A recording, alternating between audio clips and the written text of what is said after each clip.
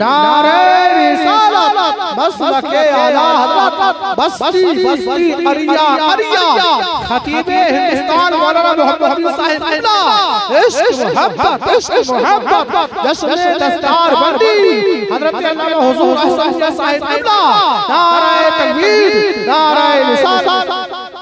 अल्हम्दुलिल्लाहि रब्बिल आलमीन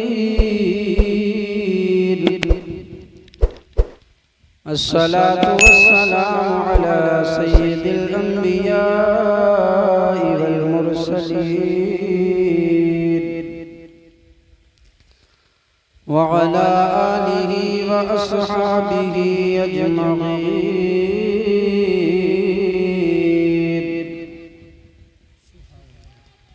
अम्मा बअद फ़अऊज़ु बिल्लाहि मिनश शैतानिर रजीम। बिस्मिल्लाहिर रहमानिर रहीम। इन्ना नहनु नज़्ज़लना ज़िक्रा व इन्ना लहु लहाफ़िज़ून। आमन्तु बिल्लाहि सदक़ल्लाहुल अज़ीम।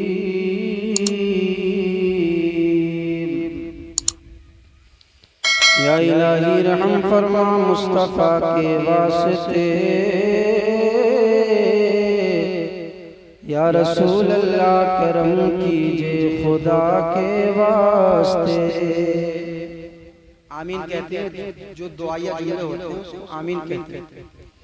मुश्किलें हल कर शोए मुश्किल कुशा के वास्ते, करबलाएं रद शहीदे करबला के वास्ते।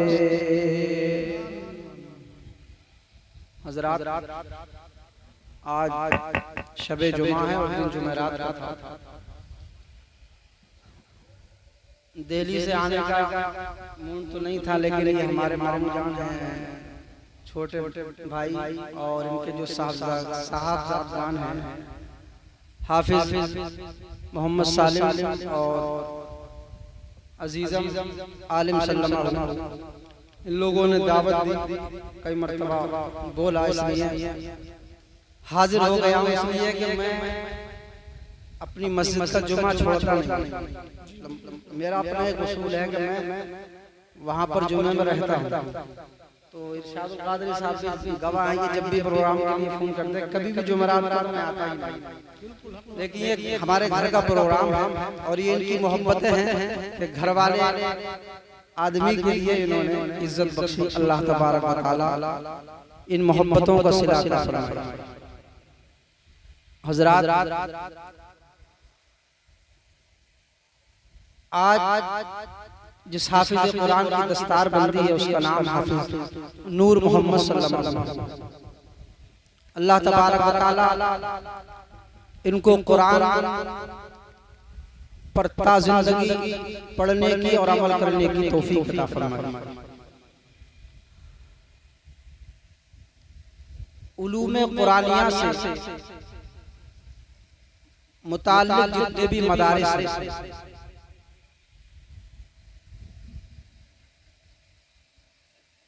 उनकी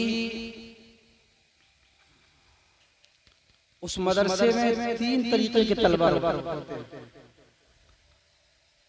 सबसे पहले एक बार बारगाह रिसालत पाक सल्लल्लाहु अलैहि वसल्लम में दरूद पाक पढ़ लीजिए। अल्लाहुम्मा सल्ली अला सय्यदिना व मौलाना मुहम्मदिन मअदल वजूद वल करम वालिहि बारिक वसल्लम।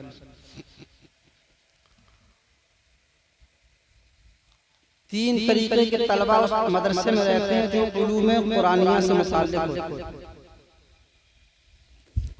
कुछ तलबा वो होते हैं कि जो देखकर के कुरान मजीद को पढ़ना सीखते हैं, उनको नाज़िरे ख़ां कहा जाता है। और कुछ बच्चे वो होते हैं जो अल्फाज कुरान को अपनी सीने में उतारते हैं, उनको हाफिज कुरान कहा जाता है। और कुछ वो होते हैं कि कुरान को पढ़ने के सही तरीकों में महारत हासिल करते हैं, उनको कारी कुरान कहा जाता है। जैसे हमारे नकीब साहब अल्हम्दुलिल्लाह महारत हासिल है। और कुछ वो होते हैं कि कुरान के माना और मतलब को समझने पर अबूर हासिल करते हैं, उनको आलिम दीन कहा जाता है। चाहे हाफिज कुरान हो, चाहे देखकर पढ़ने वाला नाज़िर खाओ, चाहे क़ारी कुरान हो या आलिम दीन हो, इन तमाम पढ़ने वालों, इन हासिल करने वालों का महवर और मरकज जो हुआ करता है वो सिर्फ और सिर्फ कुरान मजीद हुआ करता है। और कुरान मजीद वो है, इस मिंबर पाक पर बहुत सारे मुदर्रिसीन हाजिर हैं जलवा फरमा में, और इस महफिल में न जाने कितने तालिब इल्म हैं, न जाने किस मदरसे के मुतालिम हैं। अल्लाह के हबीब ने इरशाद फरमाया, खैरुकुम मन तअल्लमल कुरान वअल्लमा। तुम में सबसे बेहतर वो है जो कुरान को सीखे और सिखाए। यानी बेहतर काम क्या फरमाया हुजूर ने कि जो कुरान को सीखे और सिखाए। तो मदारिस के अंदर कुरान को सीखा जाता है और सिखाया जाता है।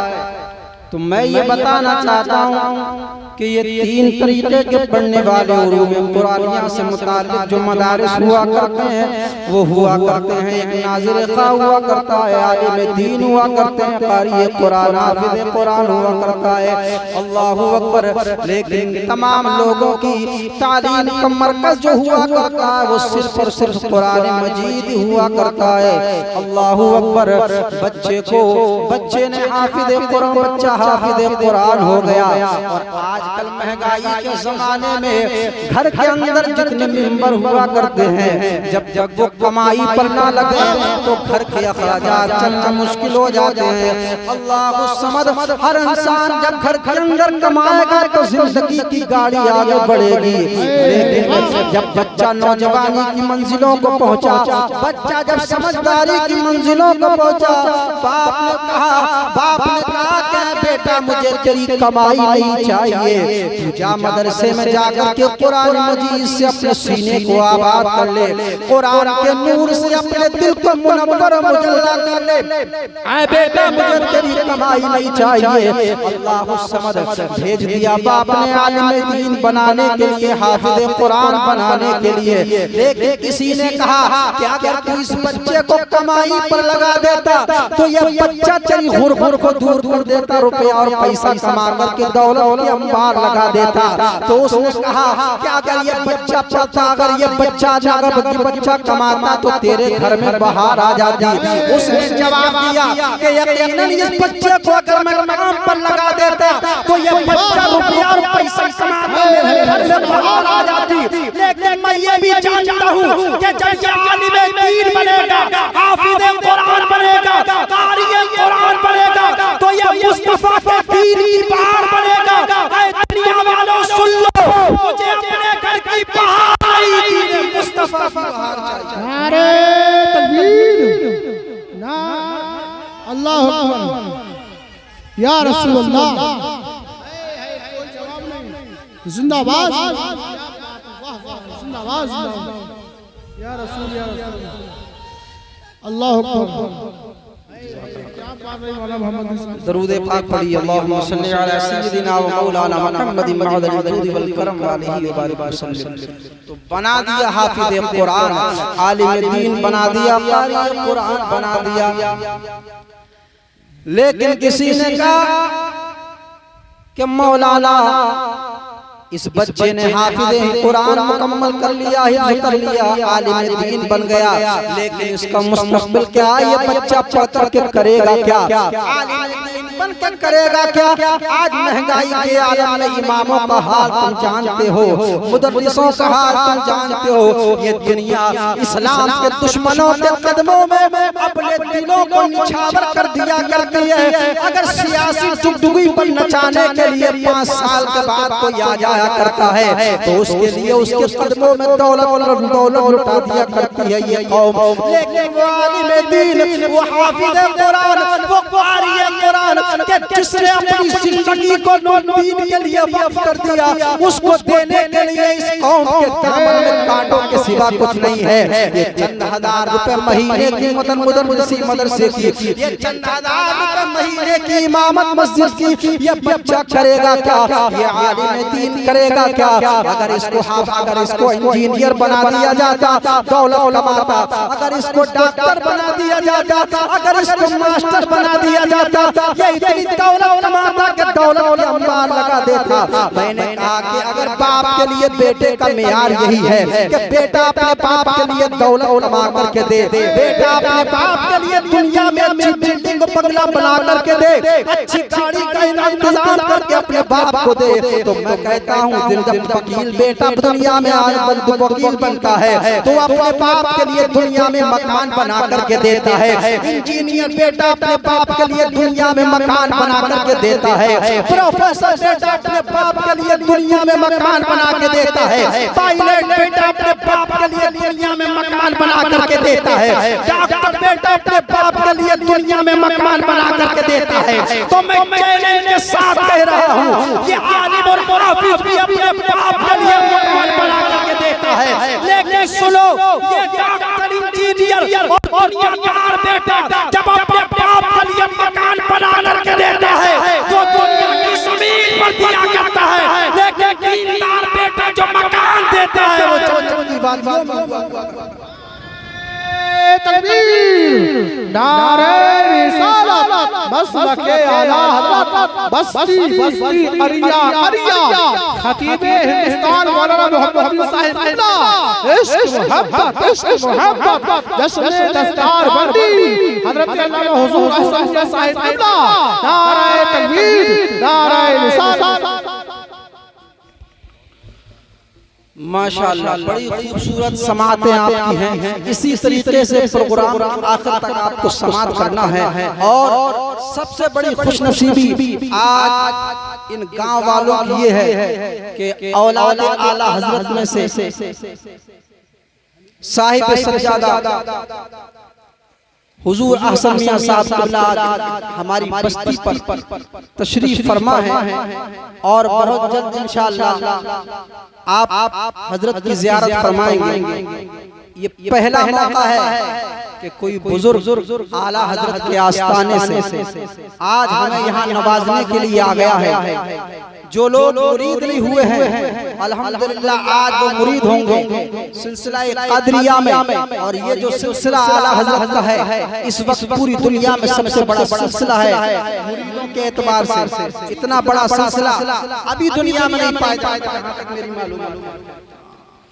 पढ़िए दुरूद पाक, अल्लाहुम्मा सल्ली अला सय्यदिना व मौलाना मुहम्मद मअदुल वल करम वालिहि बारिक वसल्लम। तो मैं ये बताना चाहता हूँ कि दुनिया में डॉक्टर इंजीनियर काम आएगा। मैं ये नहीं कहता कि बच्चों को डॉक्टर इंजीनियर ना बनाओ, अच्छा खूब पढ़ाओ, अच्छे अच्छे ओहदों पर फाइज करो, इसलिए कि दुनिया में काम आएगा और कुरान का इल्म दुनिया और आखिरत में काम आएगा। लेकिन आज हाल क्या है अइम्माए किराम का? आज 8-8 दिन में हिसाब किताब हो रहे हैं मस्जिद से। ट्रस्टियान जो हुआ करते हैं जरा बात पर इमामों को निकाल दिया करते हैं। वो आलिम दीन जो तकरीबन 8 साल 9 साल जानू अदब तय करता है उलमाए किराम के सामने, मशक्कतों को बर्दाश्त करता है, भूख की सऊबतों को बर्दाश्त करता है, लेकिन वो बच्चा जब आलिम दीन बनता है, जब निकलता है मैदान अमल में, तो मस्जिद का मुसल्ला उसको दिया जाता है या मदरसे की मुदर्रिसी दी जाती है। बताइए उसका फ्यूचर क्या है? तनख्वाह कितनी है? 7,000, 5,000, 8,000, 10,000, ज्यादा से ज्यादा अच्छी सिटी में 15,000।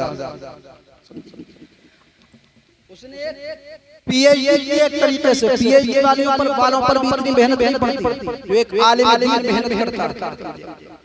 लेकिन आज महीने में हिसाब एक महीने में ना जाने कितने इमामों का तबादला कर दिया जाता है। ये बात अच्छी नहीं है, समझे? आने वाला वक्त कैसा आएगा कि इमामों को तलाश करेंगे लेकिन इमाम नहीं मिलेंगे। लोग कहेंगे काश कोई नमाज पढ़ाने वाला मिल जाए, सफों में तलाश करेंगे लेकिन जिससे कहेंगे नमाज पढ़ा दीजिए वो पीछे भागेगा। जमाना ऐसा है। ये नाकदरी जो इमाम इकराम की हो रही है ना, समझो आप बहुत जरूरी है इन बातों को समझो। जो यहूदियों को ईसाइयों के इमाम होते हैं ना, मैं आपकी ज़बान बोल रहा हूँ, इमाम पादरी होते हैं, उनकी तनख्वाह जानते हैं कितनी होती है? 1.5 लाख से 2 लाख तक एक महीने की तनख्वाह हुआ। और इतनी अच्छी फैसिलिटी उसको हटा भी नहीं सकता, कोई एतराज भी नहीं कर सकता। रूल्स होते हैं बहुत, किसी को कोई एतराज होता है तो मुहस्सब अंदाज में वो अपनी कंप्लेंट दाखिल कराता है। लेकिन कौम मुस्लिम का हाल है। इन चीजों को दूर करो और अपने जहन को कुशादा करो। ये नाइबीन मुस्तफा है, ये मुस्तफा जान रहमत के वारिस हैं। अल्लाह के हबीब ने फरमाया कि उलमा मेरे इल्म के वारिस हैं। मेरी उम्मत के उलमा अंबियाए बनी इस्राइल की तरह है। किसी गैर आलिम का चेहरा देख समझे, इबादत नहीं फरमाया हुजूर, आलिम दीन की ज़ियारत करना। हुजूर ने फरमाया कि जिसने मेरे आलिम की ज़ियारत की उसने मेरी ज़ियारत की, जिसने मेरे आलिम से मुसाफा किया उसने मुझसे मुसाफा किया, जिसने मेरे आलिम से मोहब्बत की उसने मुझसे मोहब्बत फरमाई। तो इन सारी चीजों को देखो, ये माहौल चेंज करो। ये बात तो बड़ी बड़ी लग रही होंगी लेकिन ये काम आने वाली चीज है। अगर किसी भी उलमाए किराम जो हमारे असातिज़ा थे फरमाते थे कि जिसने किसी आलिम को नाहक परेशान किया है वो उसका खमियाजा दुनिया में जरूर भुगतेगा, किसी भी शक्ल में। चलिए आगे बढ़िए। आलिम दीन बना लिया, हाफिज कुरान बना लिया, दुनिया में ही उसका फायदा मैं आपको दिखाता हुआ चलता हूँ। बरोज़ क़यामत तो अल्लाह तबारक व तआला उसको महल अता फरमाएगा जन्नत में। और हदीस पाक में आता है कि जिन्होंने अपने बच्चों को हाफिज़ कुरान बनाया, कल बरोज़ क़यामत उनके वालिदैन के सरों पर अल्लाह ऐसा ताज रखेगा कि बच्चों जो चांद से ज्यादा चमकदार हो। पूछने वाले पूछेंगे कि मौला ये कौन है, तो जवाब दिया जाएगा कि ये वो हैं जिन्होंने अपने बच्चों को दुनिया में हाफिज़ कुरान बनाया। डॉक्टर मास्टर तो बनाओ, एक कहना मेरा मान जाओ, अपने बच्चों को हाफिज़ बना लो, वरना लेने के देने पड़ेंगे। अपने बच्चों को कुरान पढ़ा लो, वरना लेने के देने पड़ेंगे। देखिए कुछ भी बन जाओ, डॉक्टर बना लो, इंजीनियर बना लो, कितना ही पैसा, कितनी आलीशान बंगले में रहो, लेकिन दुनिया छोड़ के जाना हर इंसान को जाना। आलीशान बंगला बना हुआ है, घर के अंदर लेटा हुआ है इंसान, मौत का वक्त, जिंदगी का वक्त पूरा हो गया, आ गए हजरत मलकुल मौत, सरहाने बैठ गए और एक झटका दिया, पैरों की उंगलियों से रूह निकलने के बाद पंजे में आ गई, एक झटका और दिया, पंजे से रूह निकल करके टखने में आ गई, एक झटका और दिया, टखने से निकल करके पिंडली में आ गई, एक झटका और दिया, पिंडली से निकल करके घुटने में आ गई। इन्हीं झटकों के साथ रूह को निकाला जाता है। आप और ये झटके कैसे? अल्लाह के हबीब इरशाद फरमाते हैं कि अगर सैकड़ों तलवारें एक वक्त में मारी जाए तो ये मौत के एक झटके से भी कम तकलीफ होगी। अल्लाह को समझ। आप कहोगे मौलाना आप कैसी बात कर रहे हो?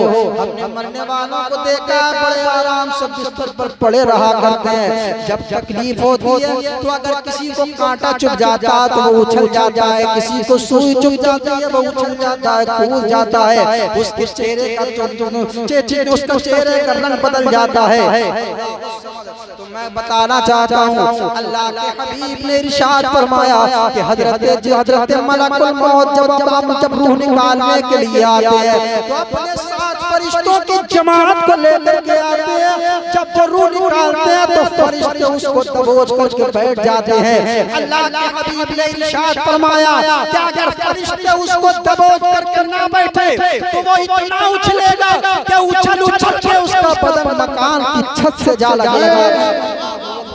जब उसकी रूह निकालना शुरू करते हैं हजरत इज़राइल अलैहिस्सलाम तो उसके दिल में ख्याल आता होगा थोड़ी देर के बाद ये मकान से मुझको निकाल दिया जाएगा, थोड़ी देर के बाद मेरे बीवी और बच्चे मेरी अंदरों से हो जाएंगे, फिर ये कब्र में जाने के बाद बन करके मुझे आ जाएंगे, उसके बाद मुनकर नकीर आएंगे, मुझे झंझोड़ करके उठाएंगे, उनके लंबे लंबे बाल, उनके लंबे लंबे दांत, उनकी नीली नीली आंखें, उनके ऐसे लंबे दांत के दांतों से चीरते हुए जमीन को आएंगे और झंझोड़ करके उठाएंगे, मुझसे सवाल करेंगे। कैसे मैं सवालों का जवाब दूंगा?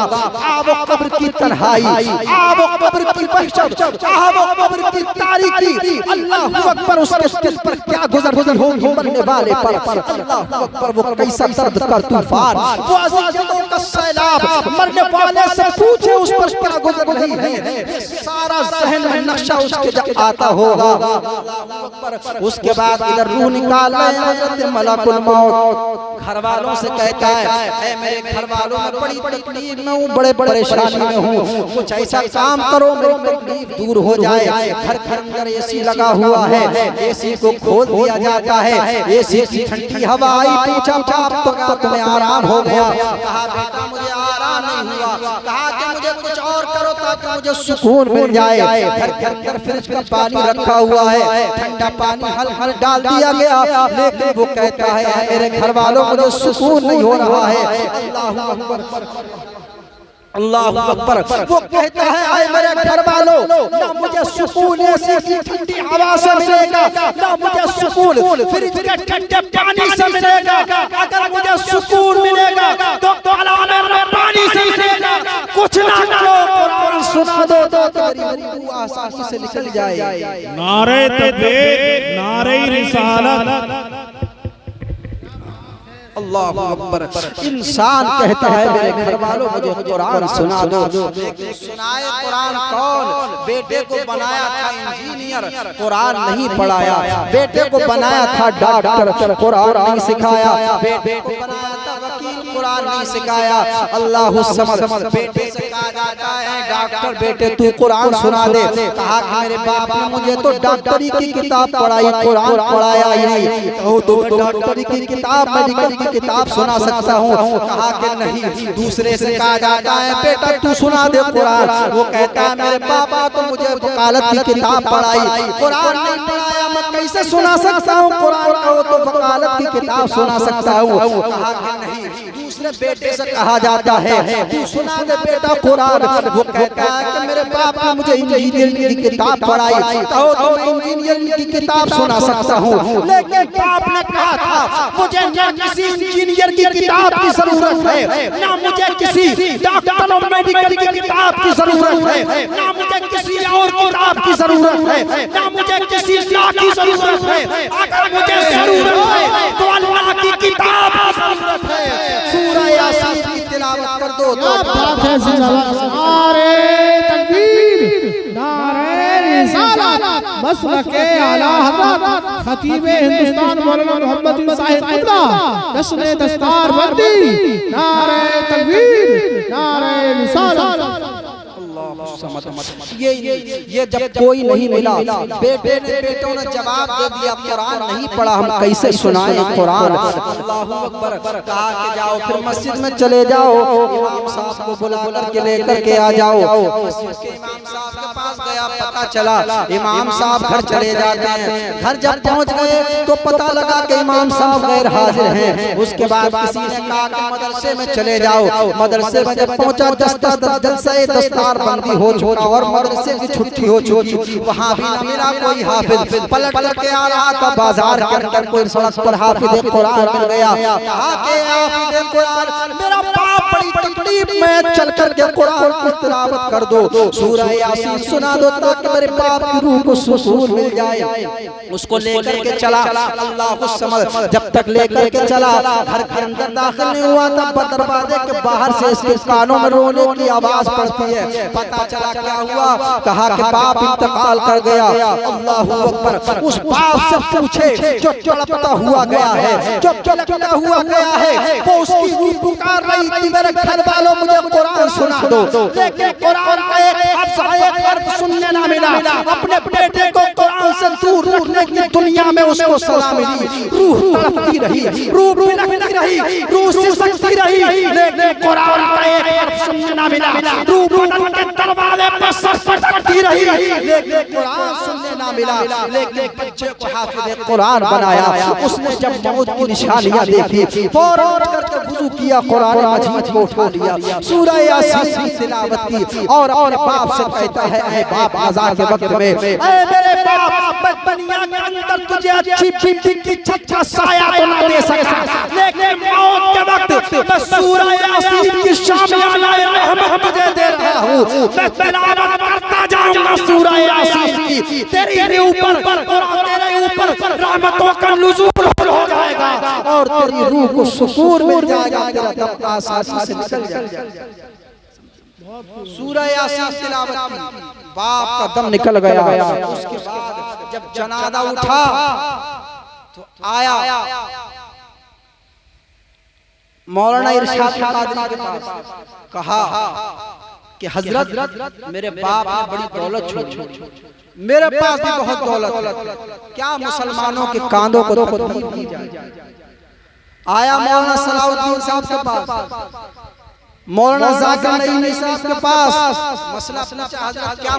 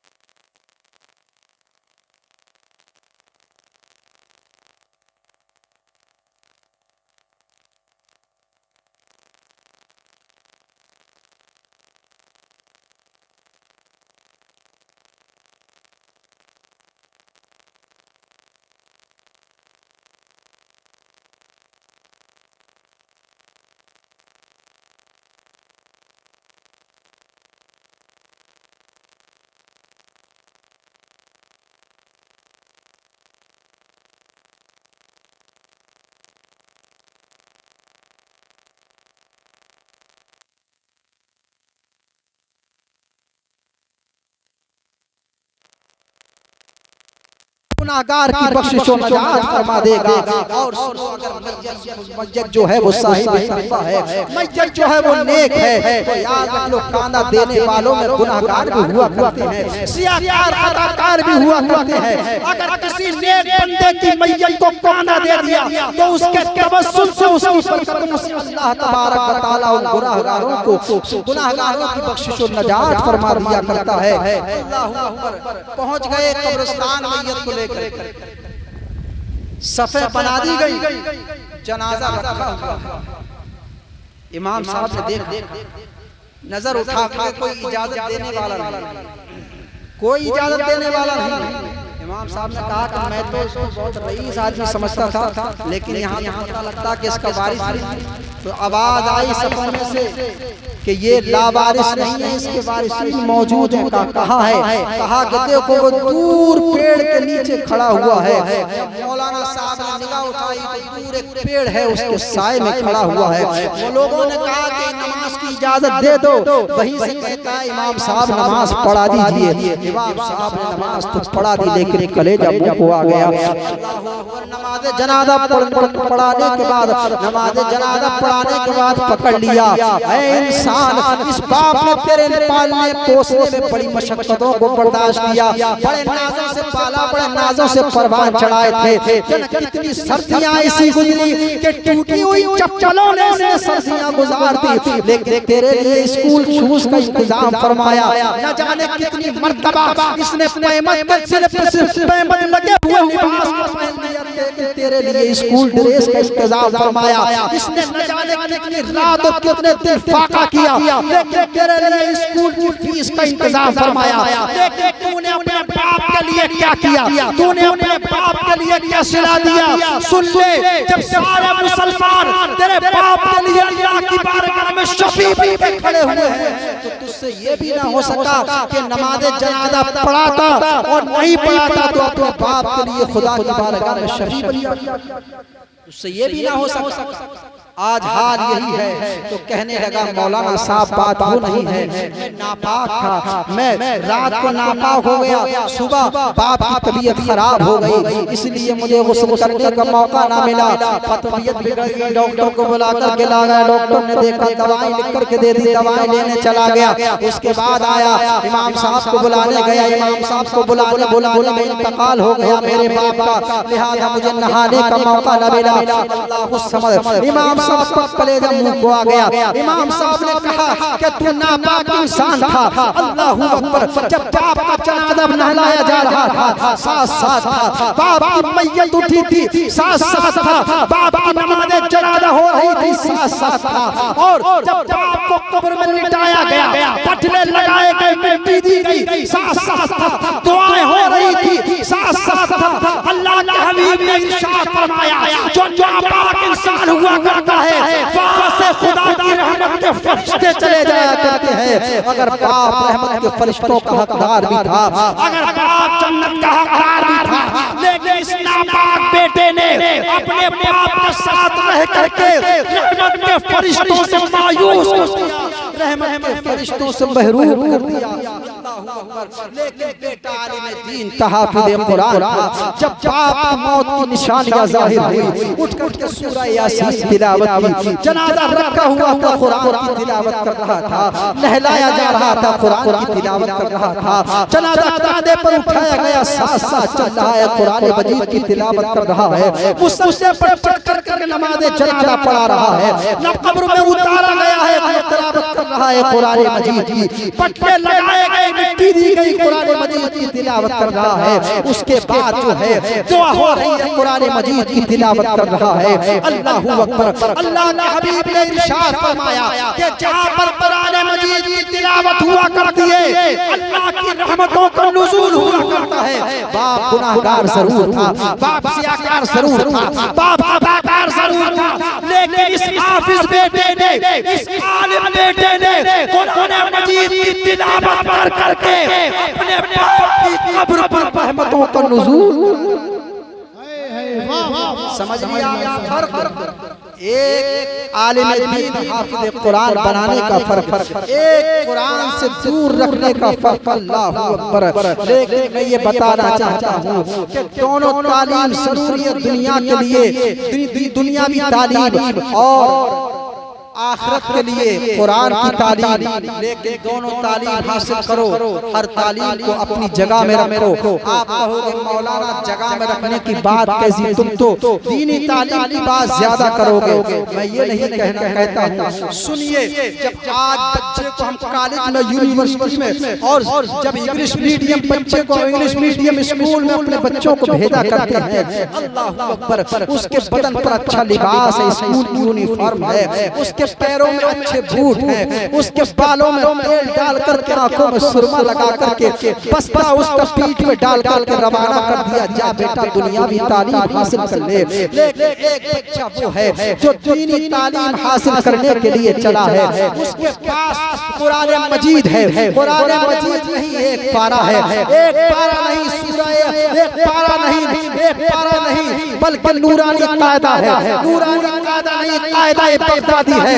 लेकिन वो लेकर के जा रहा है अपने सीने से लगाने के बाद, अल्लाहू अकबर, स्कूल के बच्चे का बैग बोलता है कि कितना ही सजा करके भेजो, इल्म को हासिल करने के लिए जा रहा है जो पीठ के पीछे रखने के लायक है। मदरसे के बच्चे का बस्ता बोलता है कितना ही मैले कुचले कपड़ों में भेज दो, इल्म को हासिल करने के लिए जा रहा है जो सीने से लगाने के लायक है। यही फर्क है दीनी तालीम और दुनियावी तालीम में। जब दीनी तालीम हासिल करने के लिए जब चलता है कैद नहीं है ना बच्चे की, ना बूढ़े की, ना जवान की, जो भी दीनी तालीम हासिल करने के लिए चलता है, फरिश्ते अपने नूरानी परों को उसके नीचे बिछा दिया करते हैं।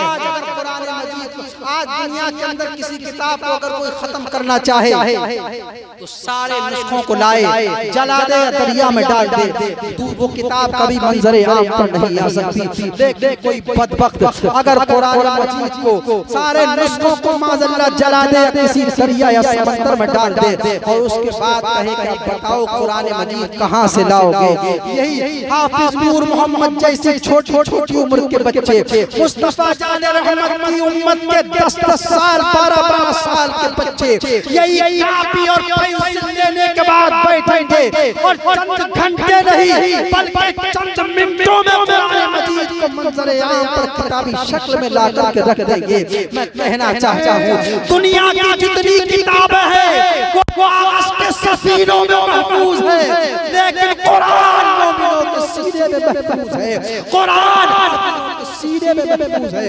इसीलिए अल्लाह ने फरमाया इन्ना नहनु नज़्ज़लना ज़िक्रा व इन्ना लहू लहाफ़िज़ून, हमने ही इसको नाज़िल फरमाया है और हम ही इसकी हिफाजत करने वाले हैं। कुरान को मिटाने के लिए 1400 सदी से बहुत उठे, लेकिन ना वो खुद मिट गए, कुरान को ना मिटा सके। आज भी कुछ लोग कुरान को मिटाने की नापाक कोशिश कर रहे हैं, आगे भी करते रहेंगे, लेकिन कुरान ना कल मिटा था, ना आज मिटा है, ना सुबह क़यामत तक मिटेगा। इसलिए कि इसकी हिफाजत का जिम्मा अल्लाह रब्बुल इज्जत ने लिया है और जिसकी हिफाजत का जिम्मा अल्लाह तबारक व तआला ले ले उसको कोई मिटा नहीं सकता। मिट गए मिटते हैं मिट जाएंगे आधा तेरे, ना मिटा है ना मिटेगा कभी चर्चा तेरा। अस्तगफिरुल्लाह रब्बी मिन कुल्लि ज़ंबिन व अतूबु इलैह। अल्लाह तबारक व तआला की बारगाह में दुआ है कि हम तमाम को अपने बच्चों को दीनी तालीम पढ़ने पढ़ाने, कुरान सीखने सिखाने और उस पर अमल करने की तौफीक अता फरमाए। तो ज्यादा से ज्यादा अपने बच्चों को दीनी तालीम पढ़ाइए, कुरान मजीद का हाफिज आलिम बनाइए और अल्लाह तबारक व तआला मौका दे तो दुनियावी तालीम भी दिलाइए। दुनियावी तालीम दुनिया में काम आएगी और दीनी तालीम आखिरत में काम आएगी। अल्लाह हमें आपको कुरान मजीद को पढ़ने पढ़ाने की तौफीक अता फरमाए। हमारे बोलने में जो सेवन कसरत गलती हो गई हो रब तबारक व तआला अपनी सत्तारी और गफ्फारी का पर्दा डाल करके माफ फरमाए। अस्तगफिरुल्लाह रब्बी मिन कुल्लि ज़ंबिन व अतूबु इलैह। लहद मेश के रुखे शेख का दाग लेके चले, अंधेरी रात सुनी थी चराग लेके चले, तेरे गुलामों का नक्शे कदम है राहे खुदा, वो क्या बहक सके जो ये सुराग लेके चले। हम भी चले, कलमा तैयबा पढ़ लीजिए, ला इलाहा इल्लल्लाह मुहम्मदुर रसूलुल्लाह। अस्सलाम।